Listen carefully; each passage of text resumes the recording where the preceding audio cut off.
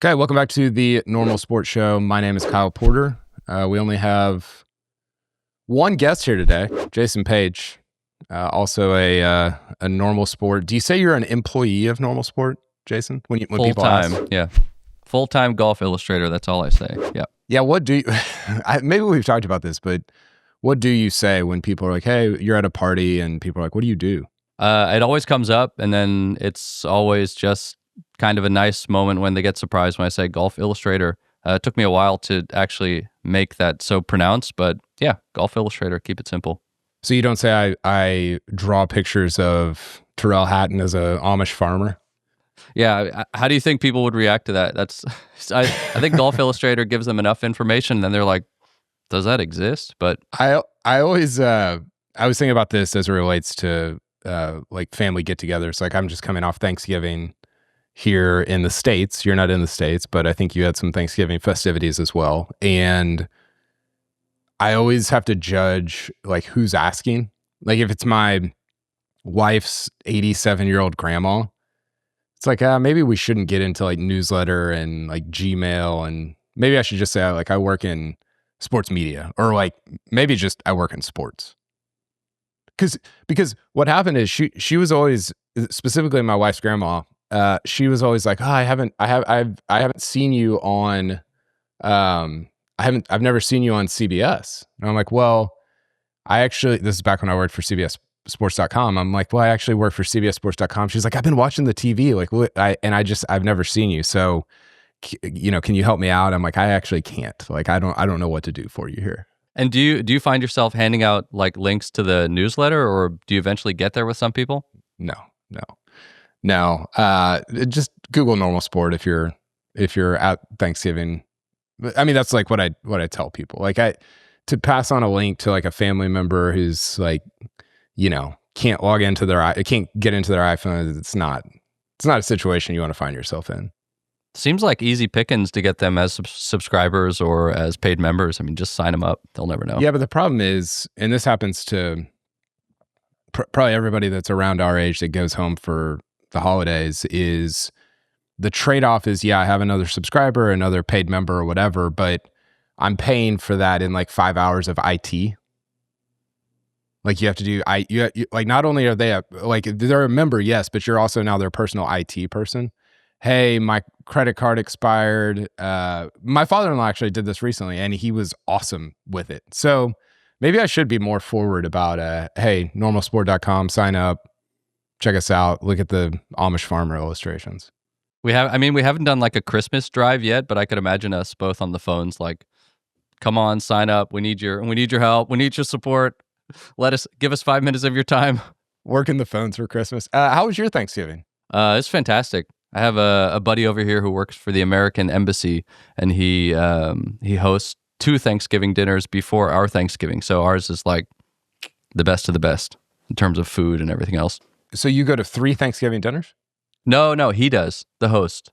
He has to organize them for the ambassador or some other diplomats over here. So he has to do it for like 130 people, then 90 people, and then for 8 people, which is our party. Oh, so by the time he gets to you, he's like so grateful that it's like not like 130 people again. Yeah, that's maybe the only thing he's thankful for at that moment, like that it's a small party. But yeah, it's always weird to do Thanksgiving like away from home in Pennsylvania, and calling my family, and then they stopped putting me on the big screen, which is really nice. But you would FaceTime and they would put you on the TV. Yeah, and then they would just like leave me there, which is, if anyone's living abroad or traveling, like, do not do that. It's the worst feeling in the world. But yeah, that is not good. So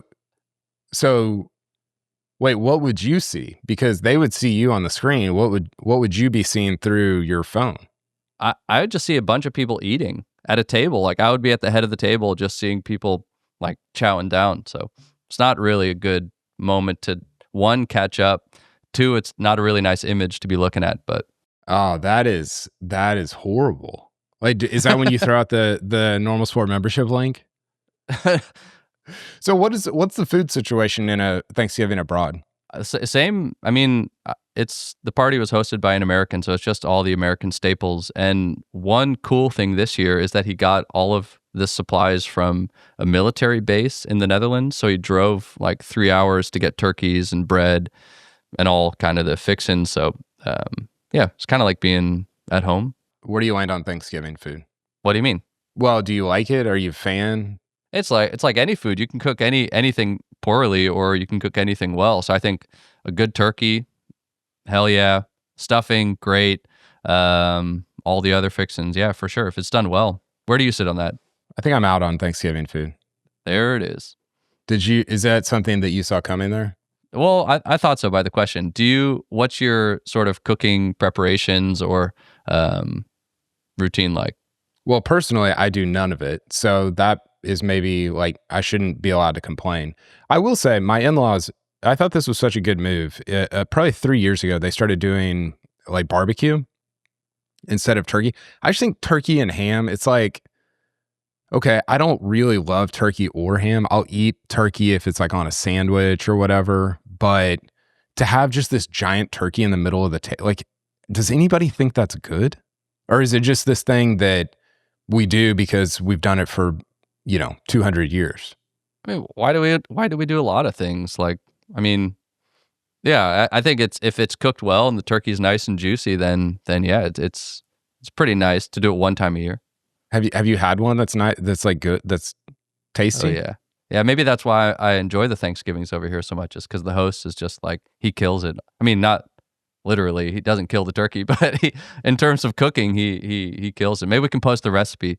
He does it with like a cheesecloth and then I think buttered milk over top of it. So it's fantastic.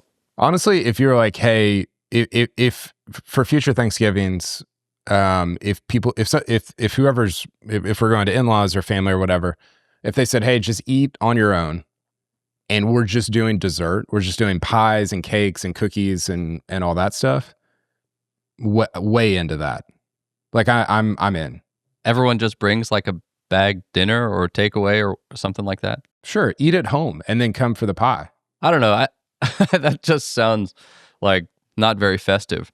Yeah, no, it's I am a little Scroogey when it comes to Thanksgiving, and it's like super fun to hang out with everybody and play games and all that. But the food, I'm just like, okay, yeah, I don't know. That's what it's all about. I mean, the sort of, I think the food is just an excuse to get people together, to get them in the kitchen. Like, I think the hanging out before and afterwards, like, I mean, I cook with my partner all the time, and we'll cook for like an hour or 2 hours, and then we'll eat, and then it'll be done in 15 minutes. So it's a bit like, what are we doing this for? But it's for the before and the after, which is, yeah, I think the nice part. We always had golf on in the background for Thanksgiving, so that was kind of a cozy thing to like settle up on the couch and just get sleepy and watch golf. So. Did you watch the Skins game? This year? Yeah. I have not, no. Have you? I know you watched a little bit of it, right?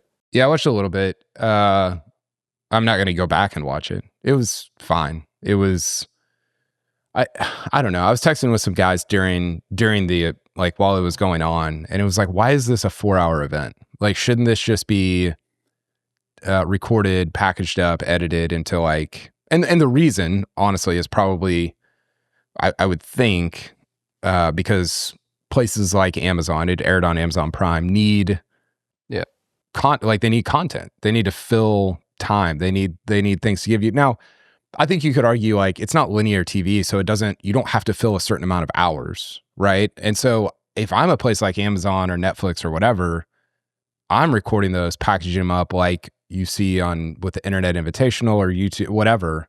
Yeah. I mean, think about some of the stuff that we've enjoyed watching that Fried Egg has made or No Laying Up has made, like Tourist Sauce. If I had to sit through 3.5 hours of them playing a match, it wouldn't be that good. Yeah. I mean, it would be like fine because like, you know them and whatever, but I don't think that's it, especially with players who they're just not putting them into like great situations. Yeah. I think it's an old fashioned format. And I think the format itself can be really exciting, but the way that it's packaged needs to change. And I thought Andy and Brendan had like the best take on it. Just pretty much what you're saying is like, this doesn't have to be a 6-hour thing. It should be like a 45-minute max, nice, tidy thing you could just consume in your own free time, because that's pretty much the way that people are going. And it's kind of funny to really zoom back to the origins of the skins game and like the Wild World of Golf, Wild World of Golf series at Pine Valley. Is that right? Shell's Wonderful World of Golf. Yeah, I think it's one. I'll look it up. We might have to make that Wild World of Golf. Shell's Wonderful World of Golf. All right, Wonderful World. Now we got it. The way that we consume that is basically on YouTube, like fully produced, nice and tidy, and it's fantastic. So it's funny how we've kind of strayed away from that, and I also understand why. It is cool to watch live events and the action when it's happening, but yeah, it's cool in the sense. So James Colgan mentioned this on our last podcast, and we're gonna get into some actual golf stuff here, but he was talking about how the golf was like the original red zone. Like you're whipping around and you're going to different holes and shots and players and all this stuff. The problem with stuff like the skins game or the match, like we've had however many iterations of the match, is 90% of it is just grown men walking. Yeah. And it's like, well, and this is a little bit the problem with the President's Cup and Ryder Cup. Now, the difference with the Ryder Cup is like there's so much drama and tension and things going on that you don't notice it as much. But when you're at a Ryder Cup, you do notice like there's not a lot of golf going on, which I'm not complaining about the Ryder Cup. That's totally fine. But when it's the skins game or the match or whatever, if it's on for 4 hours, it's like 3 hours and 20 minutes of just walking. And so you get these moments where it's like, okay, Xander hit a nice chip. Well, was that payoff worth the 17 minutes of walking I just watched? Like you can't hit a good enough shot to make up for all the walking that you just watched. And if you're going to air all that walking, you have to have some sort of entertainment in between. And what they are filling that airtime with is just not it. It's just not it. Like I don't know. I don't really understand why that's such the path that we're going down with these things. We talked about this with James on the last pod, is like they're putting guys in difficult positions, and then sometimes they're able to really shine, but oftentimes it's kind of like forced into this moment that they want to create something, but it's like 80% of the time it's just not there or it's not resonating. So I think that's also a thing. Like, how do you create the intensity of the match, or how do you make it feel to the viewers that the players are really invested for any other reason than like they're going to get a huge paycheck, basically. But that's the problem, is they're not. Yeah. Like, and this has always been the live argument. It's like, are you complaining about more golf? And it's like, yeah, I kind of am. Like, I don't need more golf. I can go on YouTube and watch the Internet Invitational if I want more golf. I want more meaningful golf. I want more consequential golf. And that's why we love majors. That's why we love the Players. That's why we love the Ryder Cup, is because it's like guys care about it way beyond the money. Like it is cared about from first ball in the air on Thursday or Friday or whenever the thing starts. And so, are you complaining about more golf? Yeah, I guess I am, because I don't really. I mean, you can watch it. I just don't really care about it. What do you think gets the guys going outside of the majors in terms of matches or formats that they really can get like psyched up for? I mean, honestly, like they probably get more psyched up for a Tuesday or Wednesday money match than they do for a made for TV deal. Because, so many of these guys, like they're so protective of their image, and rightfully so. Like, that's not a criticism. That's how I would be if I was them. Like Scotty Scheffler doesn't want to be out there like making am I crossing the line jokes for the sake of like entertaining an audience. Like, that's about as far from golf as he wants to be.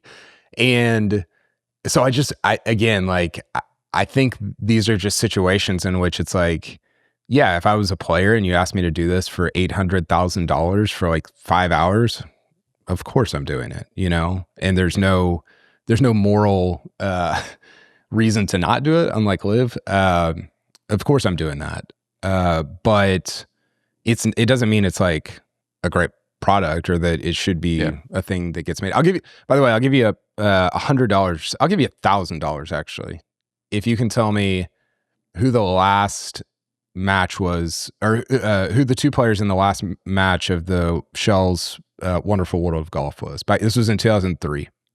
2003? Mm-hmm.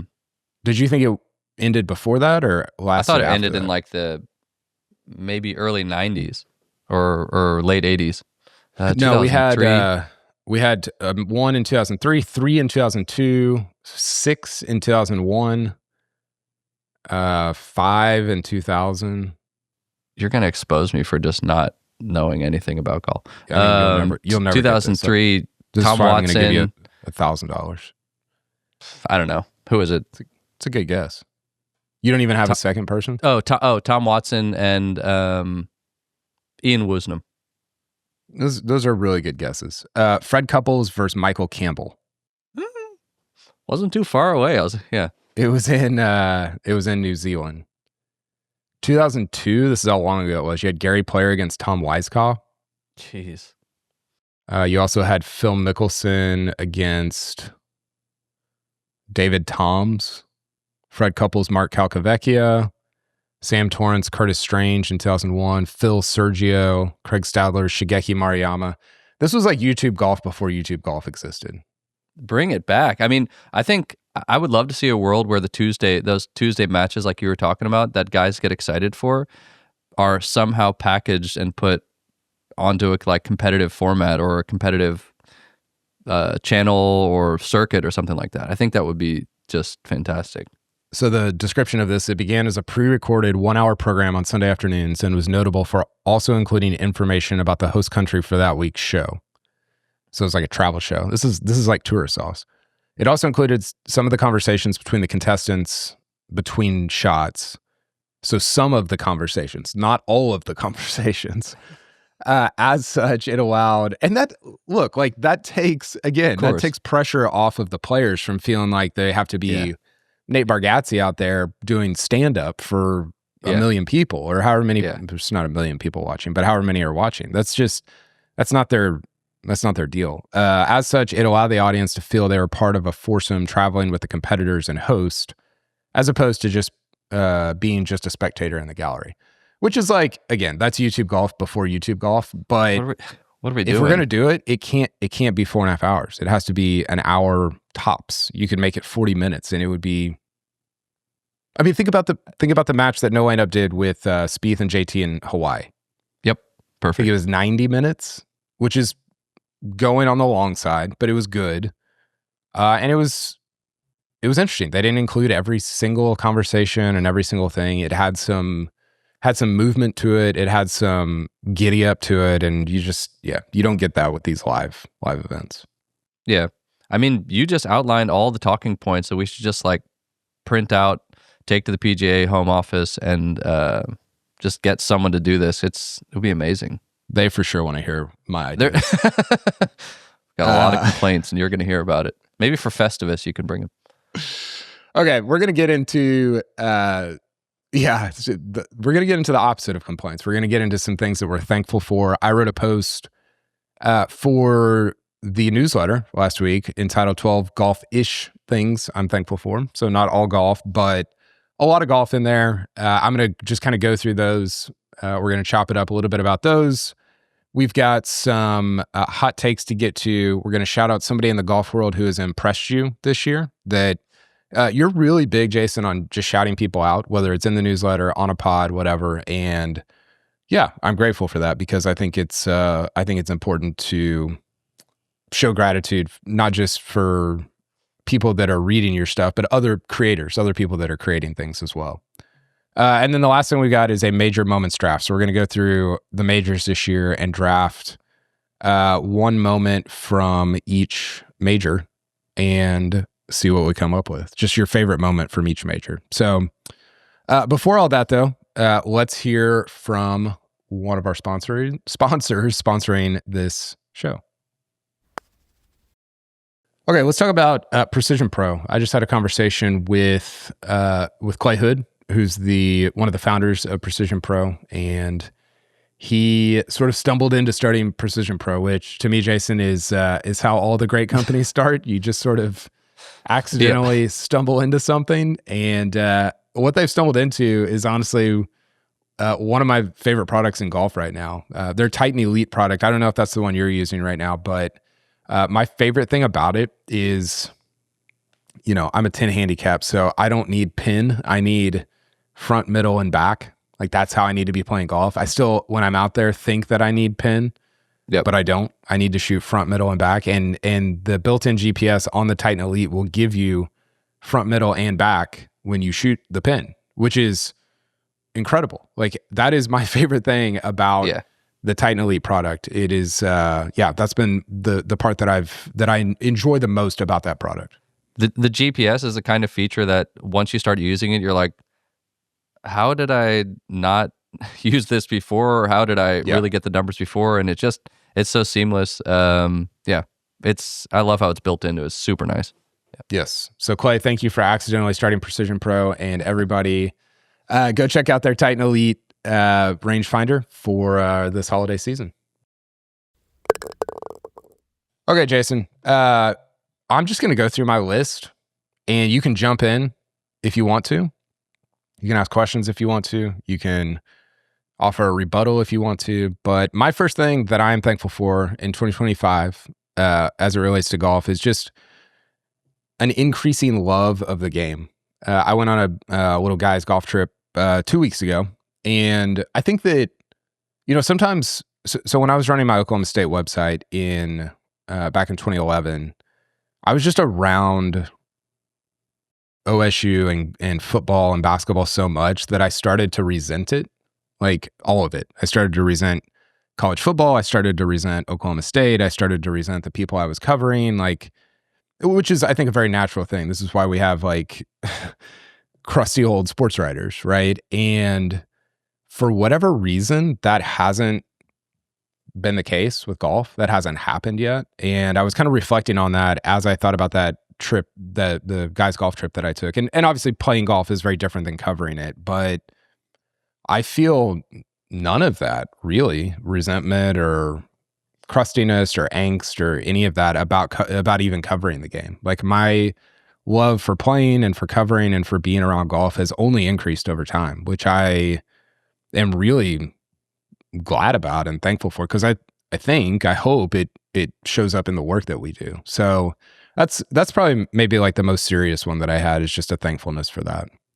Does that just come and go at different moments throughout the year for you? Like I can imagine during the majors, it's very easy to love golf, and it's very there's no real doubt about it. But does that doubt or falling out of love with it come around in the sleepy part of the season, or is that when questions pop up? Yeah, I think so. I think by the time you get to the Tour Championship, you're like, I want to cover something else. But I think the thing about golf, and this is sort of unique to golf, is that there's always some tentacle of it that you can love, right? Whether it's, hey, I found this new sort of rabbit hole on data golf, or we put together a list of the 25 best players of all time, or because golf is unique and we can all play it, unlike football and basketball and baseball, I think there's always, you can always go back to your love of playing the game as well, which can reinvigorate your love of covering it. So I think all those things,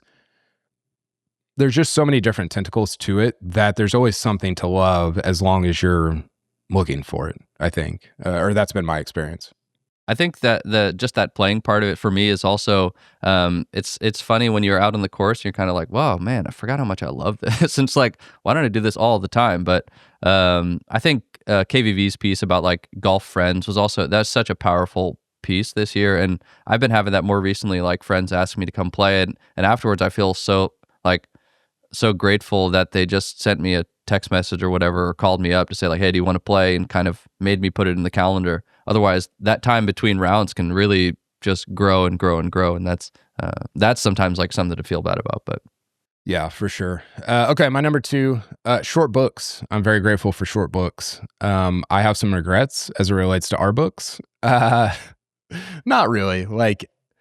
Our second book was 466 pages long. That's too many pages for a nonfiction book. That's probably too many pages for a fiction book. I appreciate short books. I think that most books could be an article. Most articles could be a blog post, and most blog posts could be a tweet. And so, yeah, I haven't read a ton of short books recently. I'm reading a book right now called What I Talk About When I Talk About Running. Yeah, What I Talk About When I Talk About Running by Haruki Murakami. Yep. Yeah, he's a writer, Japanese writer, one of yeah, Japan's greatest writers. It's really good. It's a great book, and it's short. It's under 200 pages. And speaking of our Rory book that we're working on, about the 2025 Masters, but it's not long. It's under 200 pages. So I think that most nonfiction books should be under 200 pages. Agree or disagree? I mean, I just got out of the Fountainhead Hole, and that book is like 700 pages. And I think there's also something to be said about just getting lost in a book and kind of swimming around in the world of a book. So, I mean, I'm a short story lover, like John O'Hara, Raymond Carver. I could read those. I do read those all the time, but I like mixing in sometimes like a really long novel that just goes on and on, like 100 Years of Solitude. That's just, I mean, I think the long form really suits those books quite well. So yeah, I think fiction's different, right? Like I think about this. I read the Stephen King book 11/22/63, which is kind of a weird take on the JFK assassination, and it is 849 pages, but it felt like 100 because Stephen King is the term genius is overused, but Stephen King is a genius, like in the way he writes. Like he's unbelievably brilliant. So yeah, I'm in on long fiction, but I'm out on long nonfiction. I can roll with you on that. Yeah. Okay. Number 3, sports connections. So Connections, but the sports edition. I like regular Connections also. I think Connections, this is the New York Times game that a lot of people have probably played. It was kind of a follow-up to Wordle. Wordle obviously was more popular and a bigger hit, but I think Connections is a much better game. I think it's the perfect game. It only takes you a minute to play or less. It can maybe take longer, but at most like 3 minutes. It makes you think. It makes you connect words. You can compete in it. You can do it for time. You can send it to friends. It's just like, it's everything I want from an online game. Like I don't need to be sitting down. I remember watching a documentary on Bill Clinton, and it's like, oh, I did the New York Times or the crossword puzzle. I think it was the New York Times crossword puzzle every day. I'm like, when did he have an hour to just burn on doing the, I mean, probably didn't take him an hour, but it would take me. So yeah, I just think that a lot of online games just take too long. So sports connections or regular connections, I've been very grateful for it recently. Do you have a moment in the day when you do it, like right when you wake up, or do you take a break and do it, or on the toilet? Yeah, either that or right before bed. Like I kind of like to wind down with it. Are there some that you haven't been able to get? I don't think I've ever not gotten a sports one. The regular ones, there have been some that I haven't gotten because you get, I think 3 strikes or 4 strikes or whatever it is. Yeah. So yeah, have you played both of them? Yeah, I played them. Sports one I find much more difficult. Really? I think the other one is much more like wordplay and kind of non-lateral thinking, which I really dig. So, but sports, I miss a lot of information in the sports world. Yeah, the wordplay stuff is super interesting. What was the show on NPR? Away with Words. Did you ever listen to that? No. Oh, you would love it. It's about like different dialects from different areas of the country and how like a lot of etymology. I think is etymology. Is that the right word? Yeah, it's fantastic. Okay, number 4 out of 12 that I'm thankful for. This is going to be hard to talk about, not emotionally, but it's really these 2 charts that I put into the newsletter. So if you go look it up, it's the newsletter from November 26th. So it was right around Thanksgiving. These are, we can be thankful at any time of the year, but this is a kind of a fun time of year to be thankful for things. So the 2 charts that I put in here were, one, the scorecards from the final round of the Masters, and it's just an amalgamation of colors, just insane colors all over the place. By the way, I didn't know Ludwig finished bogey triple as I'm looking at this. He tripled 18. Unbelievable. So it shows basically the top 10 players or top 8 at the Masters, and then it shows what they did on every hole. This is one of my favorite things about Wikipedia pages from majors is it'll show you kind of a timeline of like what the day was like. And boy, let me tell you, the Rory Rose Unreal scorecards. So they played 38 total holes on Sunday, 18 in regulation each, and then 1 playoff hole each. They had a combined 12 pars and 26 other, not pars. There's 2 doubles, there's 7 bogeys, and then whatever the rest, what is that, 15, 17 birdies? Just completely insane. So that's one chart. The other chart is this data golf chart where it shows like what percentage chance everybody has of winning. It's kind of like those charts that you've seen for baseball or basketball or football games where it's like, oh, the Thunder were 99% with a minute and a half left, and then they lost somehow. So it's like this crazy like seismic chart looking thing, and that's exactly what the Rory Rose finale looks like on Data Golf. At 5:36 p.m., Rory went from 96% to 30% chance of winning because he bogeyed. He doubled 13 and he bogeyed 14. And so he went from a 96% chance to win to a 30% chance to win.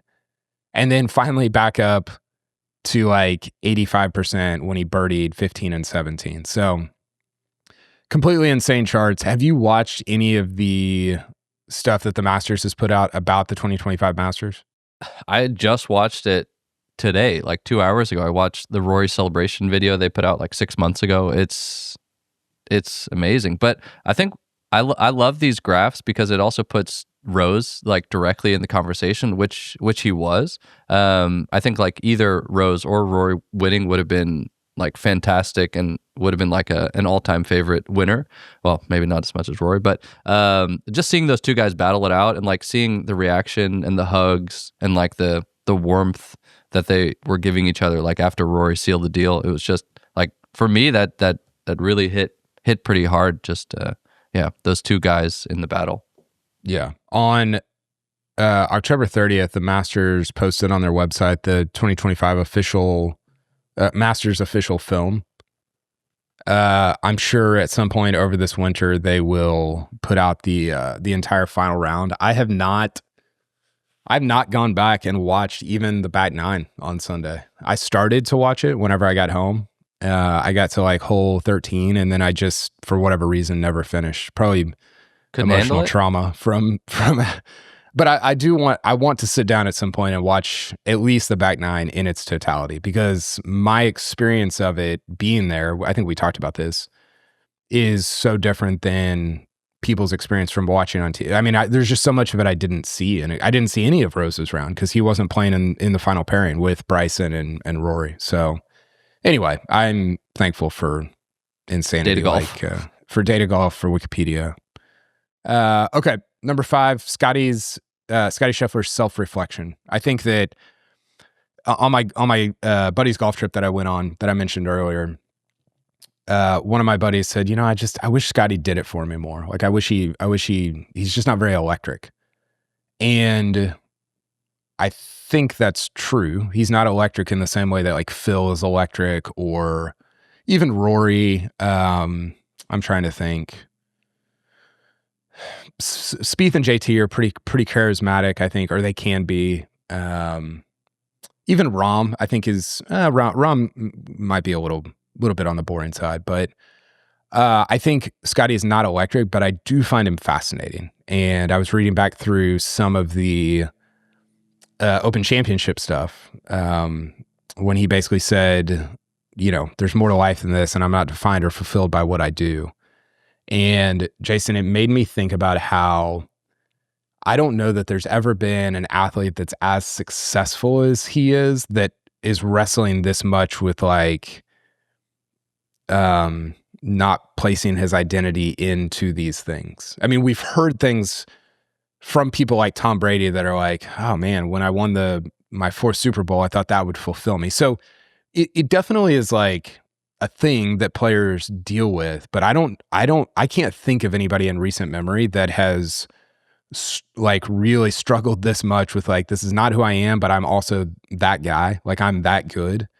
And I could not find that more fascinating. Like I am so glad to be able to cover Scotty and like this part of his career, because I think it's so interesting and one of the more fascinating dynamics in not just recent golf history, but recent sports history. Yeah, I think the more we've seen of Scotty, and kind of gotten to know him through the interviews and exactly what you just said, like I get the feeling that he's kind of like a throwback player, that he's from a different generation where like you could be a world beater, but at the end of the day, it's also like, all right, fine, you just go back to your family and live your life, and you didn't have like this big beater expectations. Yeah, exactly. But I feel like he fits much more in like kind of the, I don't know, the Jack Nicklaus, Arnold Palmer days where they were living a different kind of life and than the modern pro. Totally. Yeah. I just find that to be, yeah. I mean, does he give out boring cliches sometimes in press conferences? Of course, like everybody does. And I think that when you're as good as he is and you're the number one player in the world, that can get, people can kind of look at it and be like, okay, whatever, man. But if you truly listen to like what he's saying and some of the, I remember asking him a question about how to play Augusta National, and his answer was so good. And even today, you probably saw the clip of Tiger talking about how he's so fascinated watching Scotty work the ball into different windows and with different spins on it from different distances. And Tiger's like, look, these are subtle things that not everybody would pick up on, but they're incredible and I love watching them. And I think that's like a really good definition of who Scotty is. It's like, it's not overt, it's not super charismatic, but it's subtle.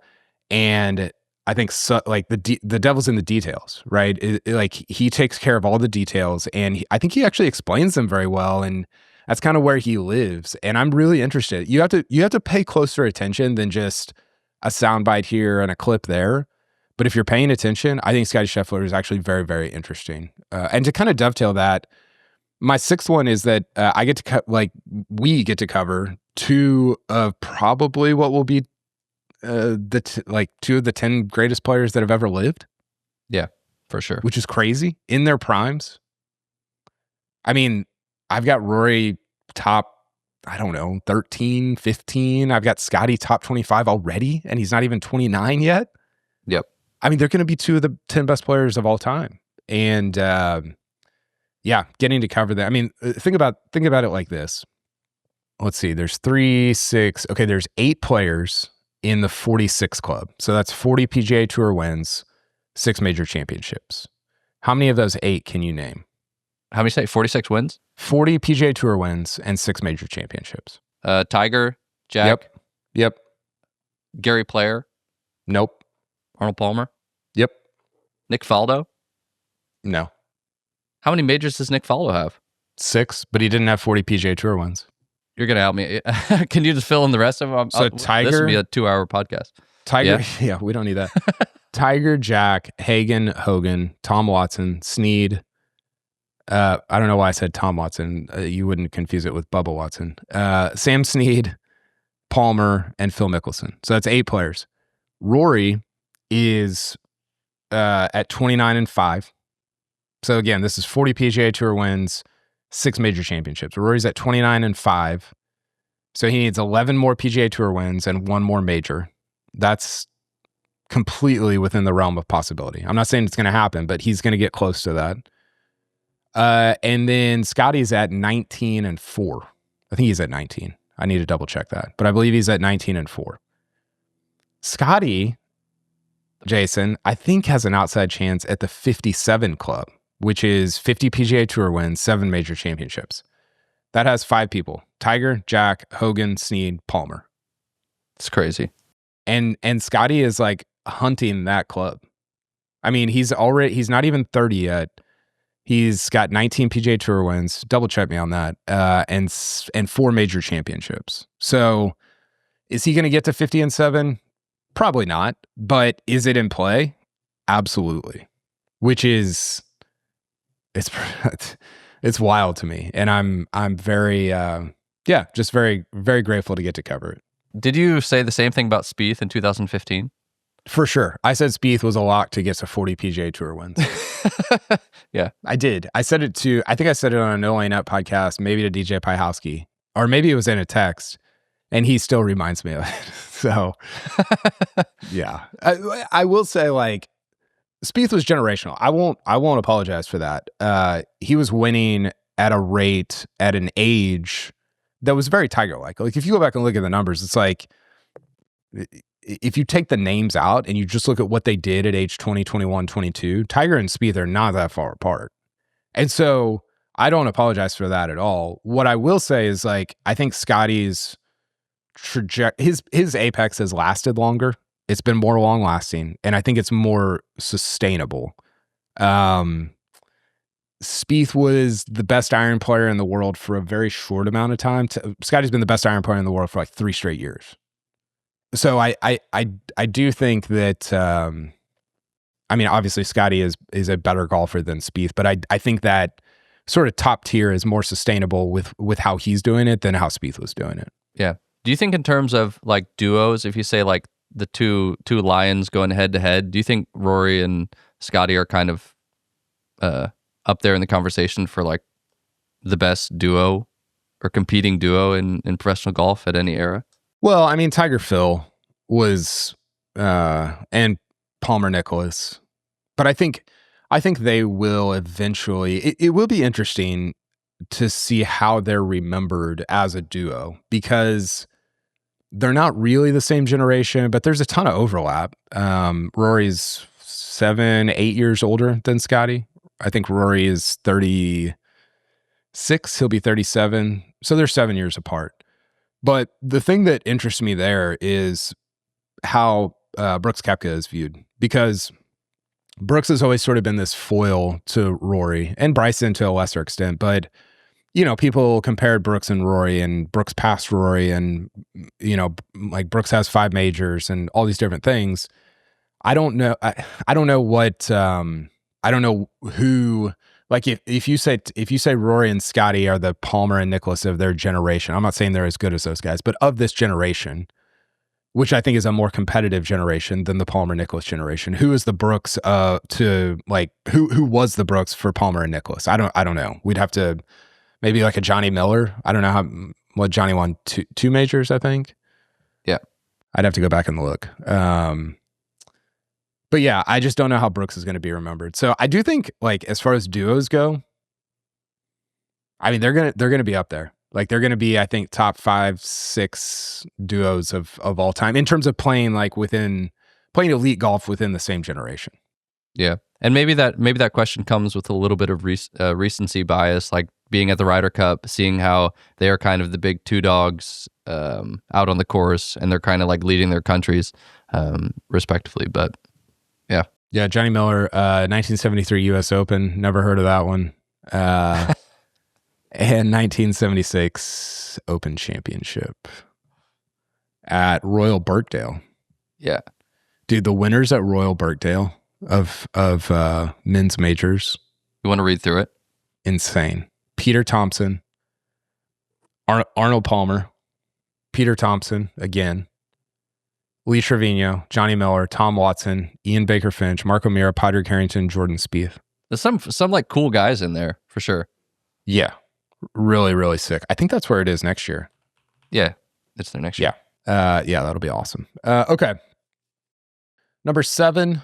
So this one, I sort of started thinking about this after we taped our podcast with Luke Herdanine, and people should go listen to that. It was a couple podcasts ago, but he was so good and so smart, and just thinks about things that I maybe have thought about, but probably more deeply than I've thought about them. So I appreciated having him on, appreciated having James on, and so the thing I was thinking about, Jason, is I'm very grateful for friends in golf media that I learned from, that, like, I didn't grow up in golf. And so to sit around an Andy or a Solly or a Tron or a Smartin or a LKD or Joel Beal, like, I learn so much from all those guys. They all have different sort of nuance and angles that they take, and um, different idiosyncrasies about their writing or their content production. But I find them all to be really good thinkers and communicators in ways that I sometimes feel like I am not. And so I'm very grateful for how, not just how many of those people there are, but how generous they are with their time, with their knowledge, with their resources, and how much they put out there. So yeah, I feel very grateful for that. That was like one of the big things I had on my list of moments of the year that I was thankful for, was just like being at the Ryder Cup and being able to see a little bit behind the curtain of golf media, and sit with the Fried Egg boys, the NLU boys, meet like all the people whose work I've consumed for so long, and just kind of chop it up and hear, like, I don't know, it's so nice. Little things like Claire just walking up, Claire Rogers, and just coming up being like, hey, what are you guys working on? And just being curious. And Yeah. yeah, everyone's doing their own thing, but they're like all very supportive of each other. That was just such like a pleasant surprise. I think sometimes making things can feel like a very solitary pursuit. So it's really like uplifting to feel like you're part of a bigger thing. And yeah, I don't know if other sports are like that. I have not covered other professional sports. I covered college football. It was a little bit like that, but not like golf. And yeah, it's really cool. I'm very grateful to be part of that community. Okay, number 8. This is a kind of I don't know why this popped in my head, but Luke Donald. Very grateful for Luke Donald. He is. I'm not grateful to be on the receiving end of his captaincy, brilliant captaining, but he's kind of awesome. Like, I just have really appreciated him, and in ways that I don't know. Like, when he was playing, I was kind of growing up, kind of following golf, not totally into it, and I was just kind of very indifferent to Luke Donald. He was like Matt Kuchar to me, or like, whatever. Like, okay, yeah, he seems very good at golf. He seems like an awesome dude, like just an awesome leader, somebody who's very thoughtful, who, yeah, just even talking to him in press conferences, you're like, man, he is like, he's not the most, again, charismatic or outgoing or gregarious person, but he's just so thoughtful about what he's doing and how he's going about things. And yeah, he's just very measured. And the older I get, the more I think I appreciate things like that. Yeah, it's I think he's very comfortable with himself, and he's also like authentic and able to just embrace that in all of his roles. And I think at the Ryder Cup, you really saw that shine. It's a very chaotic situation, but somehow he was able to just like be pretty chill in the storm, which I think is a pretty great accomplishment, outside of all of the other accomplishments. But yeah, did you have a moment at the Ryder Cup when you were thinking about that specifically? Yeah, there was a moment at the Ryder Cup where I asked him a question. I can't remember how I phrased it, but basically like, what do you guys do behind the scenes to, I can't even remember what I said, but basically like, what makes you guys so good in the Ryder Cup based on like what you do behind the scenes? And he gave the, I guess now somewhat famous answer about shampoo and bed sheets, and the attention to detail that Europe puts in. And whatever, that's a little bit that idea of shampoo and bed sheets is a little bit overplayed. I buy stuff like that hook, line, and sinker. I'm an easy target. I'm a mark. Maybe he sees that, but he's like, Kyle Porter, normal sport. Here it comes. yeah. The way that he described it is just, he's very intentional. Like he's very, I just find him to be like he seems very wise, which is not necessarily a term you associate with a lot of athletes, or, with a lot of professional athletes in general. And so I've just appreciated that about him. I don't know. He's, I'm fascinated to see if he goes back to back at Adair Manor too. It sounds like from what I've read that he's probably going to do it. And I think they're probably going to win. And so if you go 3 straight, as the European captain. Never happened. I was talking to a European, former European Tour person at Bethpage, and he was like, "Man, nobody's ever gone back to back to back. That would be such a massive accomplishment." And now you talk about Lou Donald as like, he never won a major, but he's probably going to go down, if he goes back to back to back, as one of the most important European Tour figures of the last 30, 40, 50 years, which is pretty wild. If you go back 10 years and tell yourself that, you're like, huh, would he win the Open at like age 60 or something? Yeah. So yeah, I think that's really, really interesting. Okay, before we get to the last four here, Jason, let's go and hear from our second sponsor. I just got back from a Thanksgiving trip. We're taping this around the holidays, and I don't know about you, Jason. Well, I do know about you, and this is not your experience, but I have 4 kids, all the gear, no place for my clubs, no time to play golf, so it doesn't really matter. But if I did have time to play golf, it would be a great use case for ship sticks, because I have nowhere to put my clubs in the car anymore. We've got a dog on the trip. This dog just riding in the middle of the vehicle, like it's a human taking up my golf club space. So shipsticks.com/normal-sport. You can get 20% off your first order with them. And if you've got 4 kids and a dog like me, it's a great use for old ship sticks. Maybe we can try to convince them to ship your dog or ship the kids, and then you have enough room in the car for your clubs. Yeah, I don't think they own that URL, but if they do, I hope somebody lets me know. So check them out, shipsticks.com/normal-sport, and you can get 20% off your first order there. Okay, Jason, I'm going to kind of roll through these last 4. I don't want to spend a ton of time on them. I'd like to hear a couple from you, and then we got a couple other things to get to. Actually, I'm just going to give you one more of these. If people want to read the rest, they can go to normalsport.com, November 26th newsletter. My last one is the How I Write podcast. David Perel is who hosts that podcast. It's been one of my favorite podcasts of the year. I haven't listened to a ton of podcasts this year. I've been probably reading more, I just haven't been listening as much. Still listen to like some of the other golf stuff. I've been listening to like this fantasy football podcast, which is very unlike me. I don't know why I'm listening to it, but it's very compelling. What else have I listened to?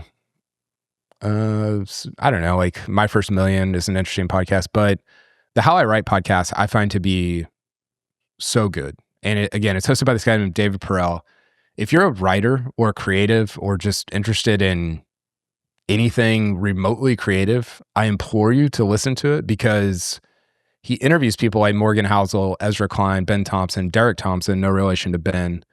And they just talk about like their process and what they think about writing and what they think about thinking. I mean, writing is thinking. And I think that like the best compliment I can get, or either of us can get, is like, hey, you're very good at thinking. You have tremendous clarity of thought, because that means that what we are trying to translate into words and images is coming through in a manner that makes sense to people. Because everything in your head makes sense, right? Like you can work things out, but then can you translate that into words and images that make sense to other people with what you're trying to get across? I think that is one of the hardest things to do in creative work.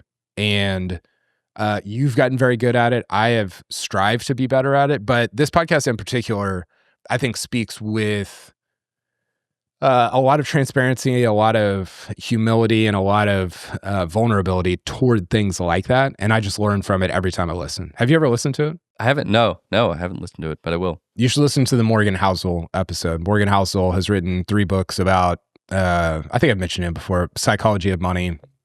He's written about, he's somebody that I sort of actually model what I do after, because he writes about money, but it's like not about money at all. It's about human psychology and human relationships. And yeah, he's a really good writer, and his episode is very, very good. So that's my list, Jason. It's not the entirety of it, but it's all that I'm going to share for today. What all do you have on your list? I mean, besides like golf media and just getting in touch with golf media during the Ryder Cup and just feeling part of the community, it's been fantastic this year to have readers and friends reaching out, giving either feedback about work or just saying like, "Hey, I saw that thing you're doing and I loved it," or sending their own stories that then we can either feature or illustrate in the newsletter. I as I said, it can feel sometimes like it's just me or you in our own little studio, our own bubble making stuff. But having those moments where the kind of input comes in from the outside world, that just is super uplifting. And yeah, I don't know, it makes it a very rewarding part of the job, I think. Do you have that as well? Yeah, I agree. I mean, no, I didn't have it on my list, but I do agree with that. It makes you feel like, because the internet's such a weird place in that it can feel very monologue-y. It's not a dialogue often. Maybe on Twitter or places like that, which maybe you don't want the dialogue there, but it could, especially writing a newsletter, can feel very monologue-y. Like I'm just talking at you or to you or whatever. And so to hear back, my version of that is probably hearing back in direct response to things that I've written. Like one of the questions that we ask people who sign up for the newsletter is, hey, thanks for joining the newsletter. Please submit like the weirdest thing you've ever seen on a golf course. And we love reading through those. Sometimes we'll post them in the newsletter or whatever. But I appreciate, and I've gotten to a point where I can't respond to all of them, but I appreciate hearing back on specific newsletters. Like a lot of the master stuff. I got so many, I mean, I've still got emails in my inbox that I need to respond to from the Yeah. masters and from what I wrote during the masters. And that is like, that feels cool because you're like, okay, this is actually impactful to some people. You don't Yeah. know, you see how many people it's going to, but you don't know the impact it has on the people it's going to. So to get responses back is a manifestation of that. And it feels very, very gratifying, I think. Yeah, it adds fuel to the fire for sure. Yeah. Another thing I had on my list was good golf. I was happy that there were a lot of moments that I think I will remember for the rest of my life from different tournaments. Well, maybe especially starting with the Masters, maybe starting with the Ryder Cup, just having, yeah, these kind of where were you moments, just being able to experience those, the Masters from afar, the Ryder Cup up close and personal. That I think made for quite a special golf year in general. Um, yeah, quite a memorable one. So that's it's great to have great golf. Yeah. Good consequential golf is as good as it gets. Yep. What else? The other one, maybe on the other side is YouTube. I mean, Okay. I love YouTube. I love just like I have it on in the background when I'm working.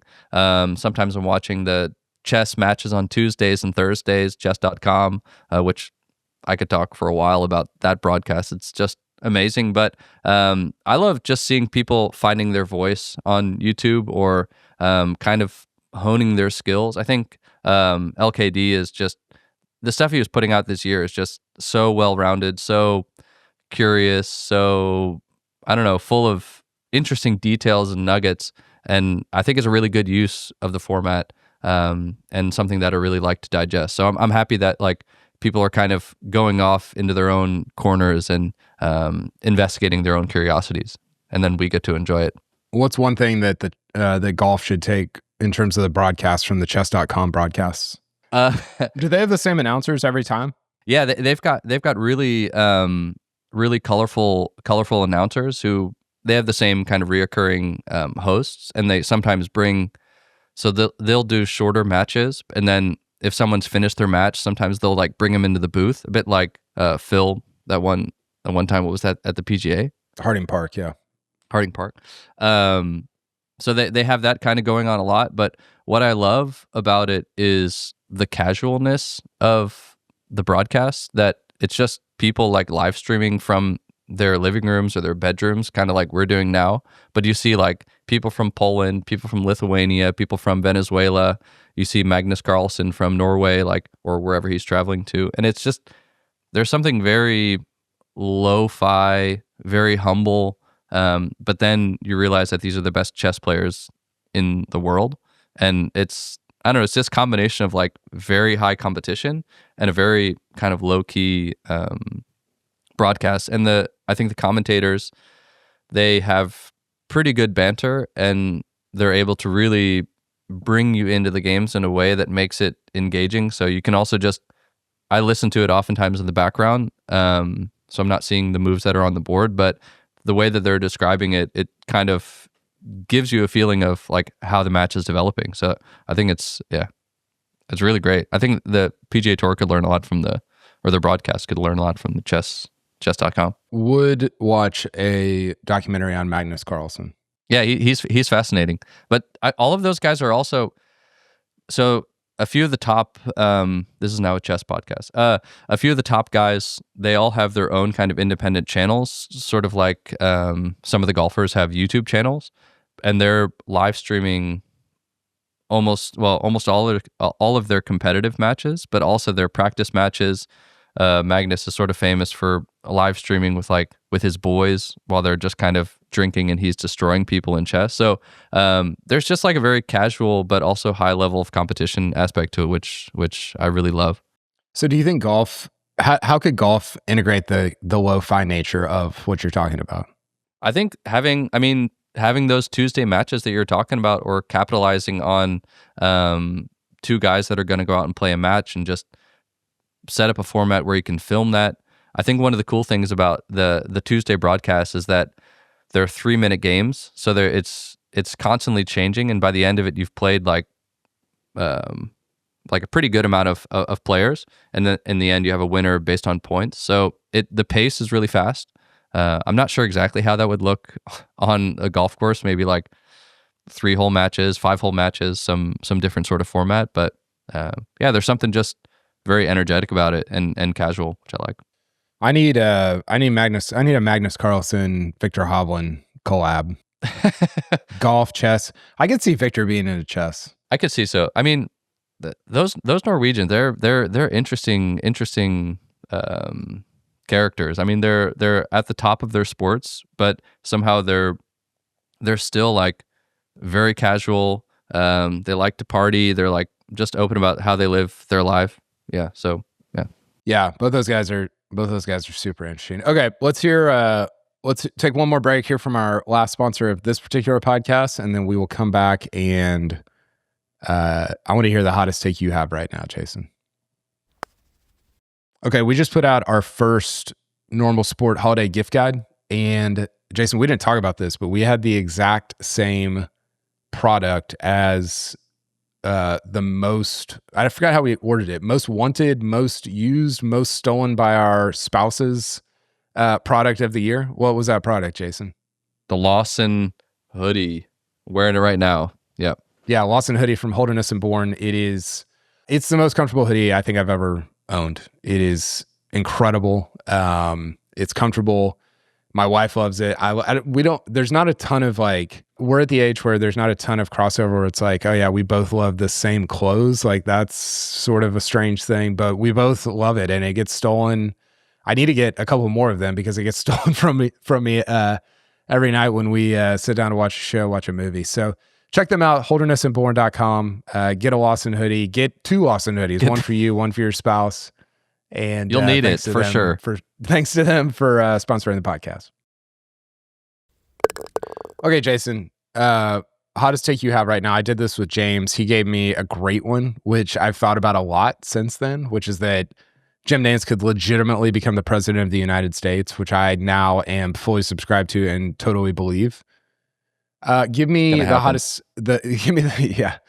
I mean, it seriously could. Give me the hottest take you have right now, and I'll give you one that I was thinking about today. This actually relates to my last point a little bit, that I was thankful for YouTube. And a big part of that is, of course, Bryson. And my hot take, which I, of course, don't fully believe, but I do believe it a little bit, is maybe that Bryson is bad for golf. And I think he is amazing. I think the stuff he does is fantastic, and he brings a lot of energy into the game. But there's something that sort of popped up recently with him doing a rollback ball video, and basically he was saying like, I'm going to play around with this rollback ball, and it was, I don't know, maybe an hour of him basically saying how much he hated the rollback ball and how much he was not in support of the rollback ball because it didn't go as far as his Pro V1.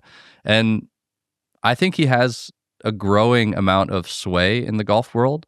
And I'm a little bit not afraid, but I think in the future it's going to be interesting to see like just how much impact he has. Of course, he's in the White House now, so he's got friends in high places. But I don't know. It just got me thinking a little bit like, what kind of protocols or rules or trends or just like ways of thinking is Bryson going to inject into the game, and maybe get a lot of like younger golfers thinking that the rollback sucks or it should never happen or you should hit it as far as you can, which I think, of course, we know in the long term will not be that great for golf. So yeah, Bryson, bad for golf. No, I love Bryson. He's the best. So essentially your take is like Bryson has power that doesn't necessarily match his stature in the game because of his media distribution and media reach, right?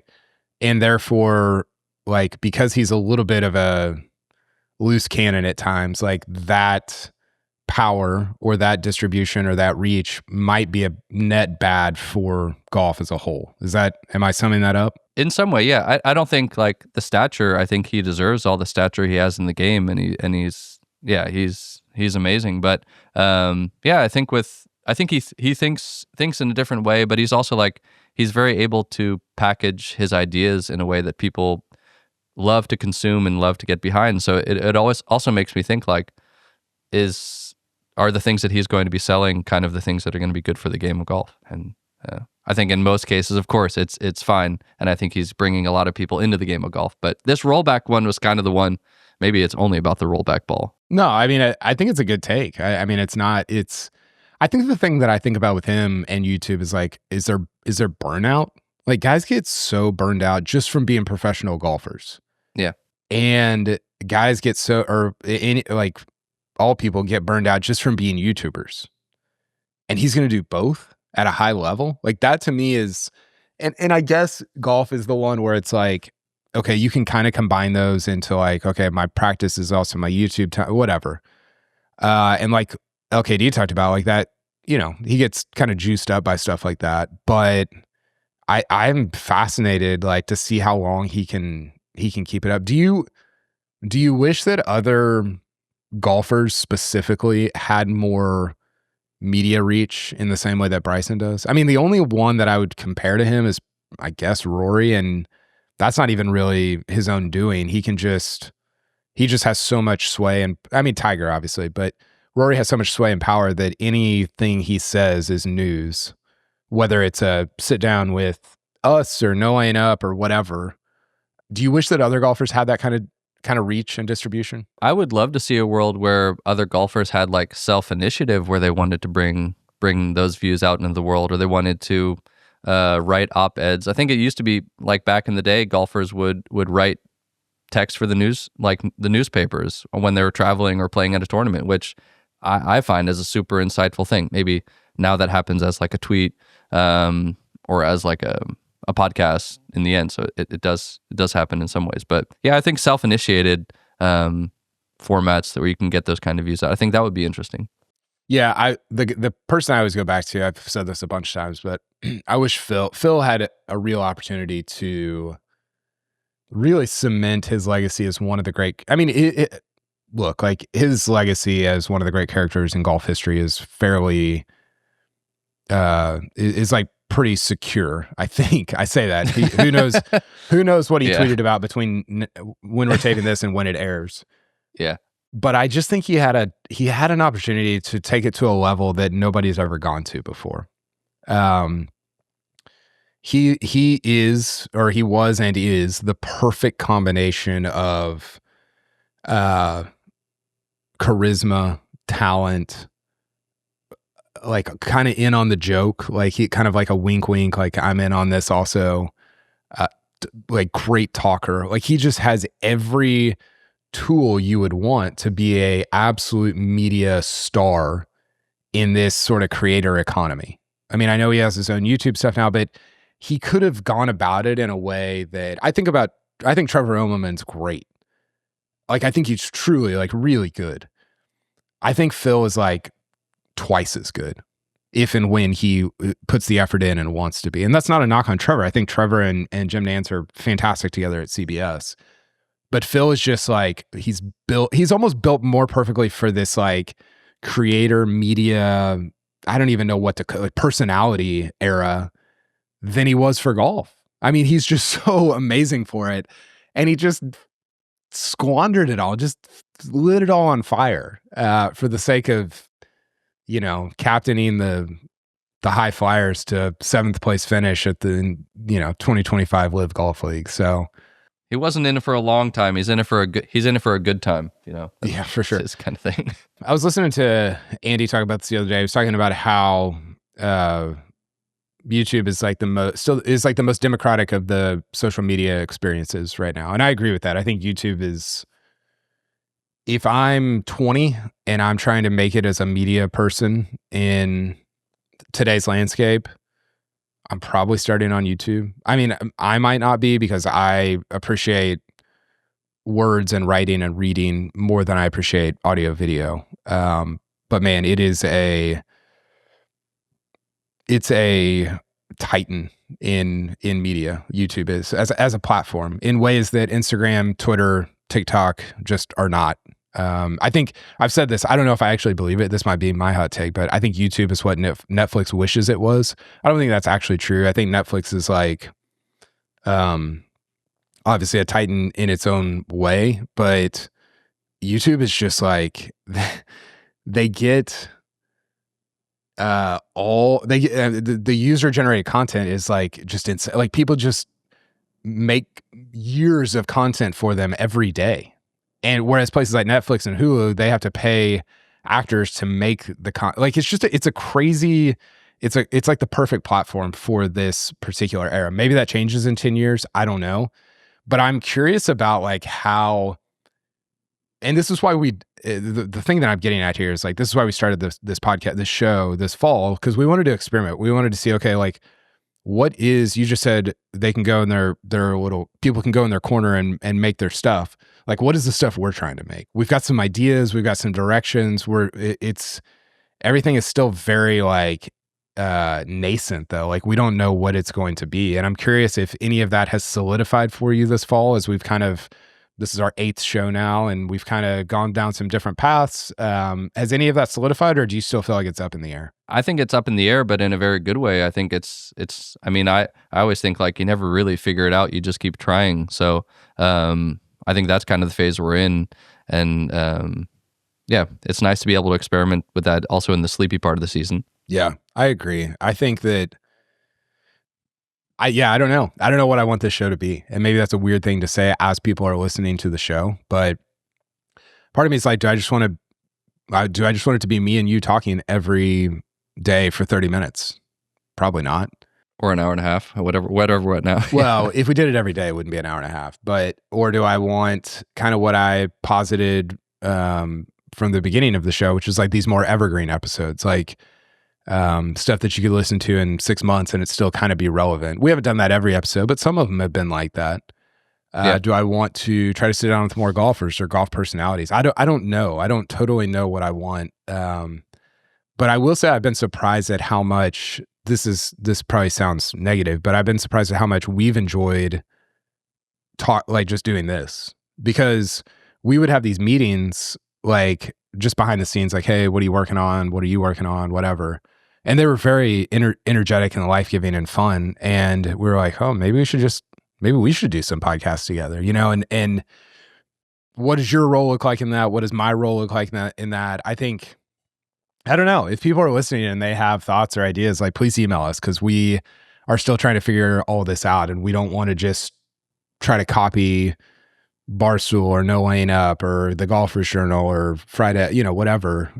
We want to kind of make it our own. So yeah, that's something that we continue to think through and think about pretty often. My hottest take that I actually kind of believe right now, Jason, I think tennis players are the best athletes in the world. All right, you got to expand on that. I've had this take for a long time, and I've put it out there to friends privately. I don't know if I've ever said it publicly. Maybe I have. Maybe I put it in the newsletter. But I heard Andy Roddick talking about it today. He has his own podcast, which I've actually drawn a lot of inspiration from. It's very good. It's very fun, and yeah, it's like kind of aspirationally what I want this to be. But he had a question. He actually had John Legend write in a question. He's like buddies with John Legend, and it was about the Sinner Alcaraz Roland Garros match, like one of the best matches of all time from back in May. And Roddick, I can't remember the context, but he just said, like, I think tennis players are the best athletes in the world. And I was like, yes, I agree. I've been saying this, and it is obviously more meaningful coming from Andy Roddick than it is from me. But I think that the combination of hand-eye coordination, endurance running, sprinting, agility, and sort of mental acuity, I don't know if that's the right word, but mental fortitude to play a game for 5 hours where you're running and jumping and, you know, you're exhausted. I just think that combination is unparalleled. I don't know what you could even put with it. Obviously, like football and basketball are more physically demanding. Track, you have to be faster. Baseball, you probably have to have a better hand-eye coordination, I guess. Same with golf. Your balance has to be better. But to put all of those together, I don't know what else you would put up there with it. It's interesting. I mean, there's also like the ultra reactiveness that you have, or just like the constant reactiveness of it. I never really thought about it, but every time I've watched tennis, I've kind of gotten like totally sucked into it. So I think that's also a testament to, I mean, how much you can appreciate like the effort that's going into it, or the kind of like beauty of it as it's sort of playing out. It's a pretty good take. Who's your favorite tennis player? Soccer, I guess you would put up there with it. Soccer's up there for me. Yeah.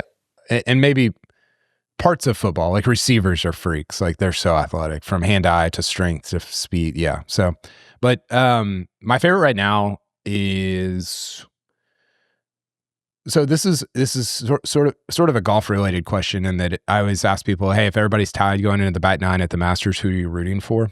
And whoever you're rooting for is like your answer to that's your favorite player. And so my tennis version of that is like, whenever I would watch a match, I was never like super in favor of any one of the big three or big four or big five, however many there were. But whenever guys were playing, like if Federer and Djokovic were playing, I always pulled for, like, I would find my heart like wandering toward Fed. Federer and Nadal, same thing, wandering toward Fed. Federer and anybody. So it always used to be Fed. And he's just like, to me, him and Rory are so similar in like the grace with which they play, the beauty of their movement, their swings, all that stuff. Obviously he's retired now. So now it's Alcaraz. Like Alcaraz is a freak. Like he's so, you know, Sinner's amazing and like obviously super talented, but he's not electric. Alcaraz is freaking electric. And this is, maybe that's like an anti-Scheffler thing. Like maybe Sinner is Scheffler and people are like, oh, I don't really get it. And you're like, totally understand, because that's how I feel about Sinner. And maybe if I was in tennis more, I would appreciate Sinner more. But as somebody who's a very casual observer, like Alcaraz is like, he does it for me. I feel like you might feel as I'm describing chess, because I'm just listening and enjoying you kind of geeking out about this. Yeah.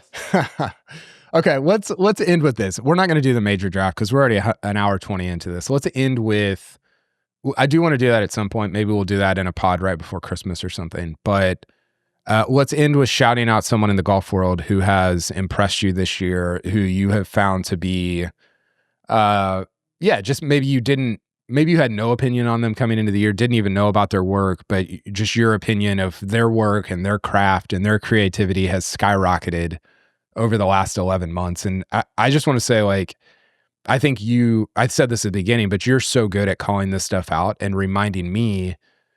And I try to, I think most of the time do it anyway, but you always do it, which is like, hey, let's shout out this person. Let's call out this person's work. Let's show this person some love. And I think that has become central to our work as a newsletter, as a podcast, whatever, because it's part of who you are. And it is usually, I think, part of who I am.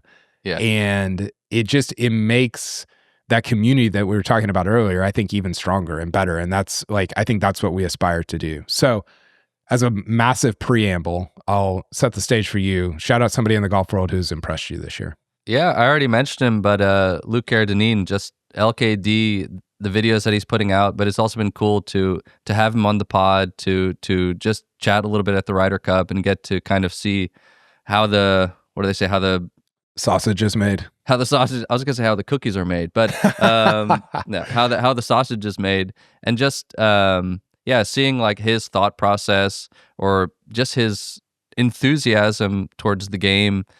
I feel like that just shows through all the videos, but it shows even more like in the conversations in the pod that we talked.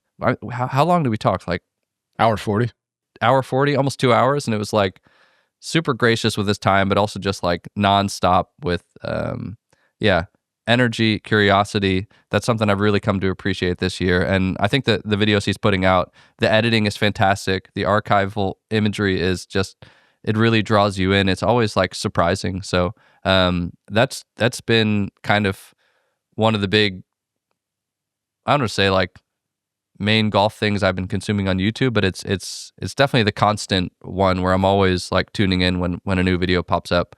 So yeah, he's my man of the year, I guess. We'll send him a please send him don't a hat. say it like that. No, I sent him a hat after he was on the pod.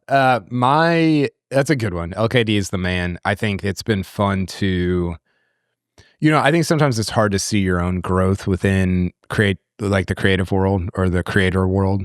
And it's easier to see other people's growth. And I've seen him just mature and grow in really impressive ways over the last, however long we've known each other, like 8 or 10 years. He has just gotten really good at his craft, and you can kind of see along the way, oh, he's building this, he's getting better at it, and now it's like, oh, he's amazing at it now, which he probably doesn't feel, but it's almost like your kid, like they don't see themselves growing, but if you're gone for a week on a trip and you come back, you're like, oh my gosh, like you've grown so much and gotten so much older or whatever. So not that I'm Luke's parent or anything, we're about the same age. I think it's a huge challenge to take something you're curious about or fascinated with and make your deep dive digestible and also like entertaining and understandable for like a wide audience. So that in itself is like a huge accomplishment. And also just like really enjoyable to see happening and developing. Okay. Mine, well, in the podcast with this, mine is somebody that probably people have never heard of. Bo Scroggins. Bo is do you know who Bo is? Yeah. Fried egg product managed? No, product. Yeah, very, very behind the scenes at the Fried Egg, works on the website, works on a lot of their just, I mean, I guess you would call it software development. And he, I was at the Prairie Dunes event, the Fried Egg event this summer with my dad, and we talked for a long time. And he's somebody that, like, we text every once in a while, but he is just very, again, like Luke Donald, very smart, thoughtful, intentional, helpful, like very generous with his time and his thoughts. And hey, this is what I was thinking about, like this thing, like what are your thoughts? Like just, stuff like that. And it's not, we don't talk every day, but he is just somebody that I think very highly of as it relates to the creative world. And, he's not somebody that's like in front of a camera or a writer necessarily or anything like that, but those aren't the only people that are making the stuff. You have to have the people, like our version of that is Jeff Smith, who does all of our website and make sure the email gets to 17,000 people and, different things like that would take us a year to figure out. So I just wanted to shout him out. I know people like that they don't get the shine necessarily that people that are in front of the camera or writing or tweeting get a lot of the time. And he's just somebody that I've been very impressed with this year. And a name like that, that's a big time name. Bo Scroggins, that's fantastic. If Bo Hostler changed his name to Bo Scroggins, he'd be a 2-time major champion. Oh, no doubt. Okay, Jason, this was great. It's always great to chop it up with you. As always, we didn't get to everything, but we'll move that major moments draft to next time. Maybe we'll do it with the guests, maybe just me and you. I don't know. We'll see. We're still figuring it out. But thanks to everybody for tuning in. Jason, get back to your YouTube and get back to your chess.com, and we will talk again shortly.